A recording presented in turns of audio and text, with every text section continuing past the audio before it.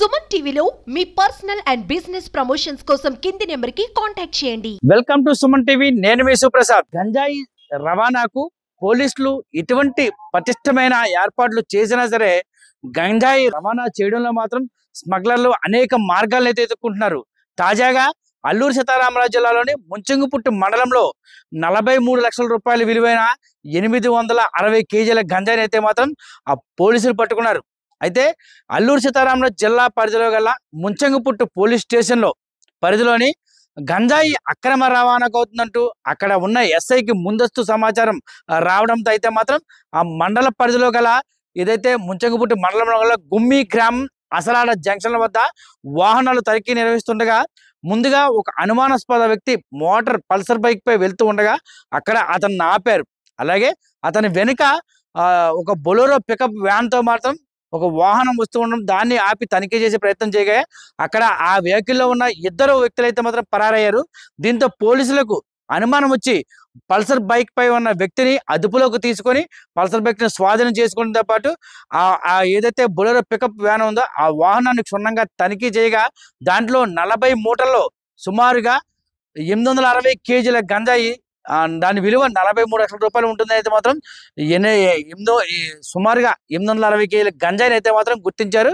వెంటనే వాహనాన్ని స్వాధీనం చేసుకున్నారు. అయితే ఈ వాహనంలో పారిపోయిన ఎవరైతే ఇతర వ్యక్తులు ఉన్నారో వారిని వెతికే పనిలో మాత్రం ప్రత్యేక చర్యలు చేపడుతున్నాం. ఏఎస్పీ వీరజ్ ఈ విషయంపై ప్రత్యేక చర్యలు చేపడుతున్నామని, ఆ ఇద్దరు వ్యక్తుల్ని కూడా అదుపులో తీసుకుంటామని ఆయన మీడియాతో తెలిపారు. అలాగే ఏజెన్సీ ప్రాంతంలో కానీ ఏ ప్రాంతంలో సరే గంజాయి అమ్మడం కానీ సాగు చేయడం కానీ కొనడం అని తీవ్రమైన నేరంగా పరిగణిస్తున్నామని, దీనిపైన ప్రభుత్వం ఇప్పటికే కఠినమైన చర్యలు చేపడుతుందని, కావున ఈ విషయం ఎవరికి తెలిసినా సరే ఆ సమాచారాన్ని మాత్రం తమకు తెలియజేయాలంటూ ఆ ఏఎస్పీ నీరజ్ అయితే మాత్రం మీడియాకు తెలిపారు.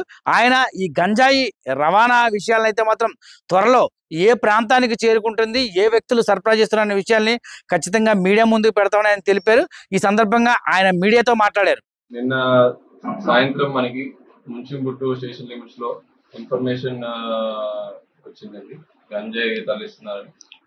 దాని మీద ఎస్ఐ గారు ముంచింగుట్టు ఎస్ఐ రవీంద్ర అక్కడికి వెళ్ళి ఆషాఢ జంక్షన్ దగ్గర వనగుమ్మ ప్రాంతంలో వెహికల్ చెకింగ్ చేస్తుండగా మనకి ఒక పైలట్ వెహికల్ మరియు ఒక జైలో 4-వీలర్ వెహికల్ కూడా వస్తుండగా వాటిని ఆపి చెక్ చేయగా ఆ పైలట్ పర్సన్ కొద్దిగా తడబడి సస్పెక్ట్ గా ఉన్నప్పుడు అతన్ని పట్టుకొని క్వశ్చన్ చేస్తే గంజాయి తరలిస్తున్నారని అతను కన్ఫ్యూజ్ చేయడం జరిగింది.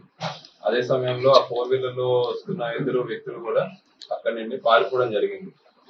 అయితే మనకి పైలట్ వెహికల్ మీద వస్తున్న వ్యక్తిని కుంబ్రిపాడ విలేజ్ మాకవరం పంచాయతీ ముంచింగుట్టు మండలం కింద ఐడెంటిఫై చేయడం జరిగింది. అతను ఈరోజు రిమాండ్ పెట్టడం జరుగుతుంది.